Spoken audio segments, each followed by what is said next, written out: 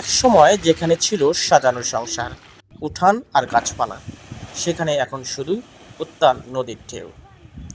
উলিপুর উপজেলার জলঙ্গারকুটি এলাকায় ব্রহ্মপুত্রের তীব্র ভাঙনে মুহূর্তেই হারিয়ে যাচ্ছে মানুষের শেষ সম্বল। সপ্তাহখানেক আগে যেখানে ছিল বসতঘর, এখন সেখানে শুধু নদীর স্রোত। সহায় সম্বল হারিয়ে অনিশ্চয়তায় দিন কাটছে বহু পরিবারের। 4-5 ভাঙা দিয়ে এইখানে আসি। এখনও তো মনে করো বাড়ি ঘর দুয়ার যা আছে সব বিলীন হয়ে গেছে আগে। এখন যে ক্ষুদ্র ক্ষুদ্রি মনে করো ধাবড়ি টাবড়ি দিয়ে আসি, এখন তাইও থাকে না, বুঝছেন? এখন তাইও থাকে না, এখন পয়সা পাতি নাই। এখন ছোয়া ফোয়া যে বিদেশ খাটিয়ে আনি যে এটা বাড়িতে খাইবে তারও বুদ্ধি নেই। এখন যদি বাস্তব বাড়িটা ভাঙি যায়। ঘটনা হলো কি, নদী তো আমরা হলাম ওই চরে ছিলাম, ওই চর থেকে এখানে আসছি, এখানে আসি যে কোনো ধাপড়ি টাপড়ি দিয়ে আসি, কিন্তু এই ধাপড়ি যে আবার যে ভাঙি যাবে, যে নদী ভাঙবে না, যে এখানে কামলাকে কিনতে খালেও তো ওটা স্থায়ী জায়গার দরকার। আমার বাড়ি ঘর জমা জমিন তো গেল, 7 ভাঙা দিল। এলা যে আডে কোনা বাড়ি করছি, এই ভিডে বাড়ি কোনা এখানেও তোমরা কিনে নিছি, শহরের ভূমি নিয়ে করছি। এখানেও যদি ভাঙে আমার বস্তু শোক শেষ। প্রতিদিনই নদীতে বিলীন হচ্ছে নতুন নতুন এলাকা, ফসলি জমি, গাছপালা ও বসতঘর। ঈদের আগে নতুন করে ঘর হারানোর সংখ্যায় উদ্বিগ্ন স্থানীয়রা। ভিটে মাটি হারিয়ে এখন কোথায় আশ্রয় মিলবে, সেই দুশ্চিন্তায় দিন কাটছে তাদের। নীল মজাদার গোলমার্ক পপস, কুরমুরে বাইটে ফুরফুরে লাইফ। ভাঙনের কারণে সরিয়ে নেওয়া হয়েছে চরের একমাত্র স্কুলটিও। তবে নতুন স্থানটিও এখন নদী ভাঙনের ঝুঁকিতে। ত্রাণ নয়, স্থায়ী ভাঙন রোধ ব্যবস্থা চান ক্ষতিগ্রস্তরা। আর নদী এই বছরে যে ভাঙছে, এটা সীমে ছাড়া ভাঙছে। নদী আরও দূরে আসলো। হ্যাঁ, এই বছর খুব ভাঙছে।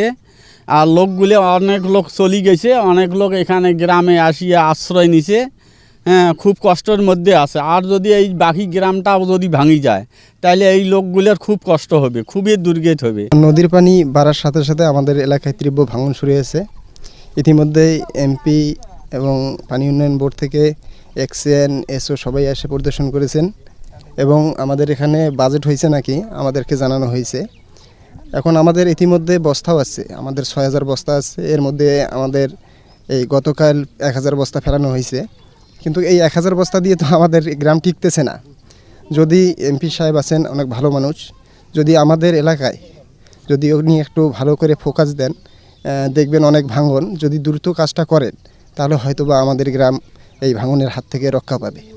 এখানে প্রায় এই 1 বছরের মধ্যে প্রায় 1.5 কিলো জায়গা ভাঙে, প্রায় 100 থেকে 150 বসত বাড়ি নদীর মাঝে বিলীন হয়ে গেছে। তারা কিছু লোক এখানে আছে, কিছু লোক রংপুর, ঢাকা এইরকম করে যায় বাইরে আছে। তো এখানে আমাদের এখানে এখনও একটা মসজিদ আছে, 3টি স্কুল আছে, বেসরকারি স্কুল আছে 2টি, একটি বসুন্ধরা গ্রুপের স্কুল আছে। এগুলো যদি ভেঙে যায়, তাহলে আমাদের বাচ্চা কাচ্চারা কই যাইব, কোথায় লেখাপড়া করব? এটা তো মূর্খ হয়ে যাব। তবে পানি উন্নয়ন বোর্ড জানিয়েছে ইতিমধ্যেই ভাঙন রোধে 6000 জিও ব্যাগের ব্যবস্থা করা হয়েছে।